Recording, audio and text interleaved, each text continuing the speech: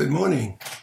Today we're going to read two short stories by Langston Hughes, and I hope you enjoy them. The first one is a short story called The Young Glory of Him, and the second one is Bodies on the Moonlight. As I continue to celebrate and read the great masters of black writing. The young glory of him. She had written in her diary in a thin school girl's hand, "Oh, the young glory of him. His name is Eric Gent, and he is the handsomest sailor on the ship. I met him yesterday. It was the first time out on deck because I had been seasick for 4 days since leaving New York. I was sitting in my deck chair reading Browning when all my college class notes on the ring and the book blew away. He was going to the bridge, but he ran and caught some of the papers for me. The others went into the sea. I didn't mind the loss of half my notes, though, because I met him. I must have been greatly confused, for all I could do was stammer, thank you very much, and he went up to the bridge. But this morning I met him again, and he said good morning, and I said good morning, too. We had been at sea for 10 days when I read this in her diary. Of course, I had no business reading her diary at all. But then I was a cabin boy on the Westiana, New York to West Africa, and it was my duty to clean the passengers' rooms. But as the Westiana was essentially a freight ship, there was only 4 passengers aboard: a trader, the girl who kept the diary, and her parents, 2 well-meaning middle-aged New England missionaries. One morning, the girl left her diary open on the little desk near her bunk, and I read it. There wasn't much because it began with her getting on the ship, and the book was new. All the boys in the fo'c'sle thought we were already wise to her liking Eric. They had for 3 days now been teasing him about it, but I thought she was like him, just passing the time away, until I read her diary. There, in all seriousness, she had written, "I want him to love me. I have been so lonesome all my life." And further down, for July 2nd, "Suppose he really would love me. I've always dreamed of being loved by a sailor, and he is truly wonderful. His hair is all golden and curly, and he says he never loved any girl before. I told him I never loved any boy either, and I told him about how I had been in girls' school, church school too, where I never saw any men. I do love him. I do. It was my duty to serve meals to the officers and the passengers, 9 in all. That evening at dinner, the girl wore a stiff white dress and a knitted scarf about her shoulders. Her name was Daisy Jones. With her thin body, sandy hair, and dry, little freckled face, and the spectacles she wore for reading, she looked 30, although she was only 18. At the 5th evening meal served at sea, I heard the 2 missionaries tell the captain all about their daughter. As I poured water and passed dishes between heads, I listened. For 10 years, the elderly couple had been stationed in Africa, and only once in all this time had they returned to America to see Daisy. Her high school and college years had been spent in a very Christian Methodist seminary for girls. Now that she was graduated, they had returned for the graduation exercises and to take their daughter back with them. They didn't know her very well, they said. She had always been away from them, but they hoped to make a missionary of her too. She seemed willing and meek. They smiled at their daughter across the table, and she smiled back, a wan, strange little smile. The captain said, "Well, you're doing a good job." The trader agreed. Then the missionaries and the trader began a conversation concerning the necessity of more Christian Protestant missions along the Congo in order to combat the spread of Catholicism. I passed the bread pudding, the Westiana, the ship in which we all lived, pushed slowly and solemnly through the night. 6 bells. Back and aft in the sailor's quarter, 12 days from New York, double bunks on 4 sides, a box, 2 chairs, sailors, wipers, oilers, mess boys, amid a confusion of laughter, oaths and bits of song. The men are kidding Eric about Daisy. Aren't you satisfied with the girls in port? Must be getting good and holy now, making love to missionary daughters. Oh, you sweet-looking blonde boys, some lady killer, even passengers falling for 'em. Why don't you take on the old lady too? She's better looking than the daughter. Daisy looks like she's been through the war, all washed out and everything. Man, I had a girl in Harv 10 times as good looking as she is, and the conversations began to turn as usual to the girls of the port, the merits and defects of those of Harv as compared to those of Barcelona, and to intimate details of nights of love. Sure, I've had plenty of women. I've got something to show for mine, said Eric the Dane. I guess you have, jabbed Puerto Rico. Oh, not what you mean, said the young sailor, and he pulled out his sea bag under the buck. I got a box of souvenirs and letters and pictures from damn near every girl I ever knew anywhere. He pulled out a long cardboard box and opened it. This is the little jeweled dagger. I took it away from a girl in San Isidro Street in Havana. Roars of laughter, scores of vulgar jibes, and see this red silk stocking? A burlesque dame in New York found it missing when I left one morning.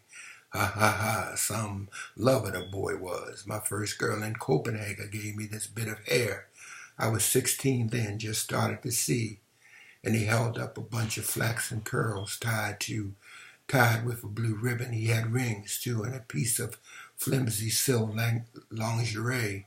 A pack of letters scrawled in badly spelled language and pictures taken in Yokohama and Seattle and Naples. He put the box away and began to talk about Daisy. She's a good kid, but dumb. Give me a little black Bible the other day, and I'm keeping it over my heart. He showed the men the small leather-bound book in the left pocket of his shirt. She wanted to kiss me last night, and Christ, I wasn't going to refuse, and he acted in pantomime how he had taken her in her arms and crushed her against the bulkhead, and then she ran away across the deck like she was afraid. It was a joke among the crew for the next 2 weeks to ask the Dane, is she still running away? And next we're going to read another short story by Langston Hughes, and this one is Bodies in the Moonlight. Bodies in the Moonlight. Sailors call it Fever Coast, the 2,000 or 3,000 miles of West Africa from Senegal and Lunda. For 4 weeks now, our ship has been anchored in the stream loading cocoa beans. There had been some mix-up in the schedule, and the old man had no orders to move on. 6 of our men had been sent ashore with tropic fever to the European hospital. The potatoes were running out, and the captain no longer issued money to his mixed crew. The sun blazed by day, and the moon shone at night, and more and more men fell ill with the fever or developed venereal diseases. And there our steamer lay tossing wearily in the blue water a half-mile off the coast beyond the beating surf. At 18, when one is a rover, the world is wonderful. I was a mess boy on my first trip to sea. I had thrown all my school books overboard, and for several months I had not written to my parents. People I had known as a boy had not been kind to me. I thought, but now I was free. The sea had taken me like a mother, and a freight ship named the West Leander had become my home. The sun was setting, and the sea and sky were stained with blood. With a wet cloth full of soap powder, I scoured the sink in my mess pantry where I just finished washing the dinner dishes. Then I went into the saloon and closed the portholes. The water was purple now, and the sky was blue-violet. The first stars popped out. The chief mate came down looking for his cap. It was on the deck under the table, and he stooped to pick it up. Christ, mess, I'm tired of this damn place, he said. Then, did you leave me any ginger cakes out for lunch tonight? No, I replied. The steward didn't give me any. Lousy runt.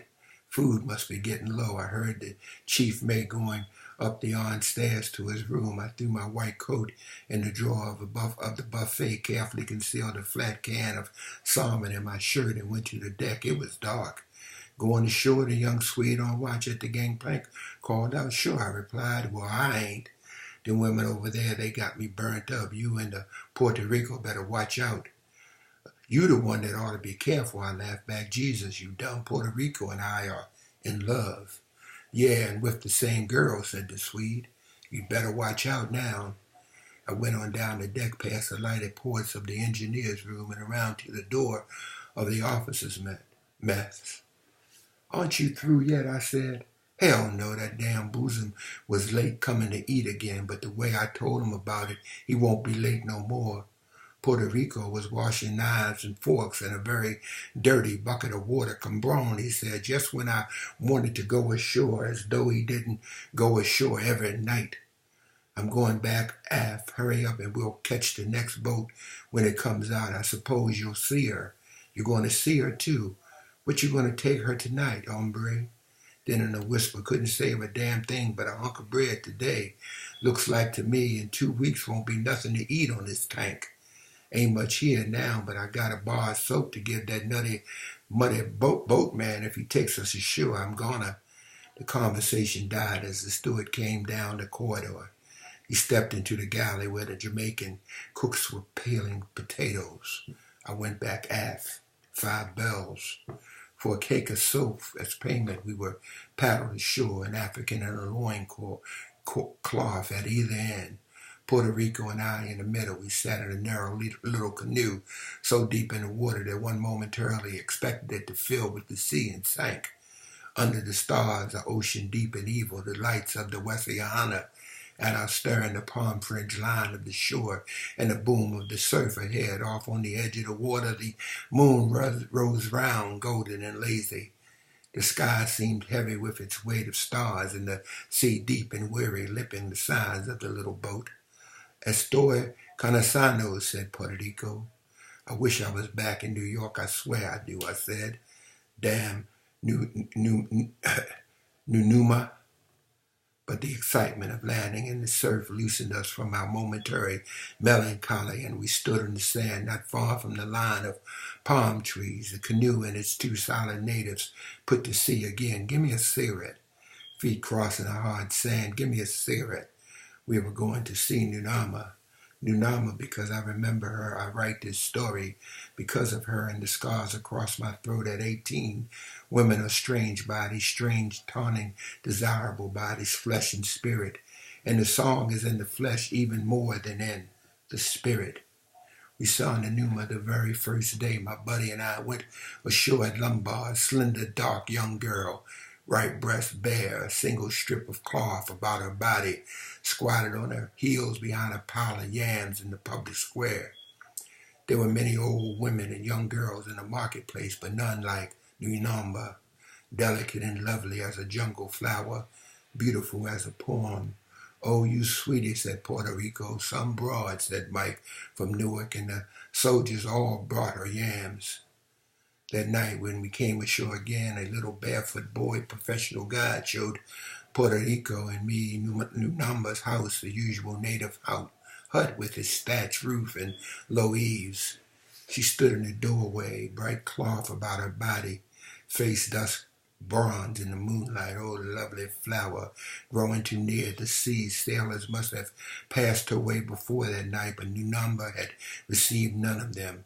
Me no like white sailor man, she exclaimed later in her West African English. He rough and mean. The little boy patted down the grassy road, coin in hand. Hello, kid. In a few minutes, another girl appeared from somewhere, joined us, and we sat down together in front of the hut, we 4. The other girl never told her name. She was solid and well-built, but not beautiful like Nunama. There wasn't much to say. Hands touch, lips touch. The moon burned. By and by, we went into the hut, and in the morning, Puerto Rico and I gave each of the girls 2 shillings when we left. Wide and white and cool, the dawn, as the slender native canoe paddled us back to the ship an hour before breakfast. Wide and cool and green, the morning sea, as the white sun shot up. The West Yonder slayed somberly at anchor. We paid the boatman. Were about to climb the gangway stairs when a black girl ran down. Get the hell off here. It was the third mate's voice. I should think the men would see enough of all you women on shore without bringing you on the damn ship. Don't let me catch you here again, he swore roundly, several great seamen oaths. The woman had been very much frightened. She chattered to the boatmen as they paddled away, and her hands trembled. She was fat. Her face was not beautiful like the numbers. That day was sun-boiled. The winches rattled with their loads of cocoa beans lifted from native boats. The crew boys chipped the deck, and the two sailors fell ill with the fever. That night, Puerto Rico and I went to see Nunumba and the other girl. Neither one of us cared about the name of the other girl. She was just a body, a used thing of port towns. Days, nights, days, a vast impersonal African sky, now full of stars, now white with sun. The west yonder, quiet and sober. Cocoa beans all loaded, 6 men with fever ashore. In the hospital, no orders. The captain impatient, mahogany logs to load, and Grand Bosman, Christ, when are we moving on? The chief cook sick with a disease of whorehouses. Steward worried about the food running low. Nobody but a fool goes to sea. Anyhow, said the bosom. Puerto Rico and I were ashore every night, almost every afternoon, between meals ashore. Nuamba, oh mother of God. Sometimes I see her alone. Sometimes she and Puerto Rico and I and the other girl are together. Sometimes she and Puerto Rico are alone, are with each other. Nunumba, I've given her the red slippers I brought in the car. Puerto Rico has given her the Spanish shawl he picked up at Cazin coming down, and now we have no money. We smuggle her stolen food from the ship's pantry, and Puerto Rico gave her a string of beads. He is my friend, but I wish he wouldn't put his hands on Nunumba. Nunumba is beautiful, and Puerto Rico is not a man to know beauty. Besides, he is jealous. One morning in the galley, he asked me why I didn't fool with the other girl sometimes, and I leave him and Nunumba alone. You don't own the woman, do you? I demanded. His large hands slowly clenched to fists, and a sneer crossed his face. Fight, yelled the second cook. Hell, I said, we ain't going to fight about a port-time girl. No, he replied and smiled. You bloody young nigger, said the old Jamaican baker. Nyamba was beautiful. Nyamba's face was like flower in the moonlight, and her body soft and slender. At 18, one had not known many soft bodies of women. One has not often kissed lips like petals of pansies unless one has been a sailor like Puerto Rico. Puerto Rico hard and rough and strong, with the knowledge of women in half the port towns of the world. Puerto Rico, who did not know that Nyamba's face was like a flower in the moonlight, who did not care that her body was soft and tender. I wanted Puerto Rico to keep his hands up in Nunumba's body. He shouldn't touch her. He who have known so many dirty women, yet Puerto Rico was my friend. But Nunumba was beautiful. At 18, one can go mad over the beauty of a woman. And I forget a friend. I believe I love Nunumba. Feet crossing the dry sand we were going to see her. Give me a cigarette, I repeated. Feet crossing the dry sand, carrying one to the line of palm trees, carrying one to the grassy roads running between the thatched huts. Natives, fires gleaming, sailors in white pants drinking palm wine and feeling the breasts of girls, laughing. Africans with bare black feet, single cloths around their bodies, walking under the moon. The ship's carpenter drunk beneath a mango tree. Say, mess, did you hear the news? Calls the young wireless man in the supercargo who was passing in the road. We stopped. No, said Puerto Rico. What is it? Haul anchor tomorrow for Grand Bassam. Old man's glad as hell, said the wireless. Lord, I know as I am, said as the supercargo. Die before I make another trip down this coast. Sailing in the morning, Nunumba, Grand Bassam, Acre, Freetown, Cape Verde Islands, New York. Nunumba, sailing in this morning. She is standing in her doorway, the Spanish shawl wrapped around her body instead of a customary light cloth. Her lips are red and her face are like a flower dust dark in the moonlight. Little kid, she smiles, you're vamping the boys tonight. Looks just like Broadway, me no like white sailor man. Bannering talk, grotesque gifts to offer a flower girl. Puerto Rico undoes his half loaf of bread and extends it awkwardly. I take a flat can of salmon from inside my shirt. We offer them both. She laughs and takes them inside the hut. Silence. When she comes out, we sit on the ground and she is in the middle, between we two men. The other girl is not there. Nunumba's body is slender and brown. She sings a tribal song about the moon. She points to the moon, hands touch, lips touch. A dark dust girl in the golden night, my buddy and I. We're sailing in the morning, I said, yeah, we all anchor at Puerto Rico. We leave. Morning go, and morning ship he go. The number's eyes grow wide in the moonlight. Then love me tonight, she said. You love me tonight, and her lips were like flower petals. But she clasped her hands, and the dark face looked into the moonlight. Her warm body sat between us, her twin breasts pointed into the moonlight, her slender feet in red slippers, her eyes looking at the moon. You go back to the ship, say Puerto Rico to me, and get your sleep. No, I said, go back to the ship, kid. He and I both rose.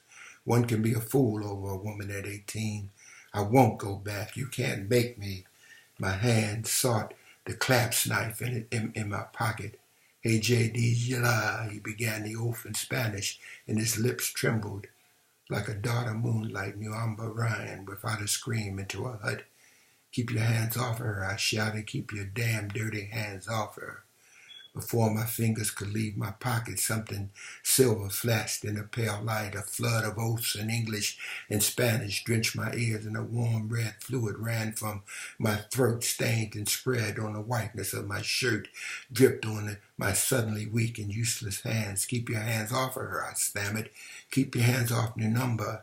As I fell forward in the grass and dug my fingers in the earth and cried, keep your damn dirty hands off her, until the world lurched and grew dark and all the stars fell down. At sea in a bunk with a bandage around my neck, Puerto Rico saying, Jesus Christ, you know I didn't mean to do it. I was crazy, that's all. White caps of waves through the portholes, white blazing sun in the sky. Those things are almost forgotten now, but the scar and the memory of Number makes me write this story. And this is the short stories of Langston Hughes, the young glory of him, and of course the final story, the excellent story, Bodies in the Moonlight. Have a great day.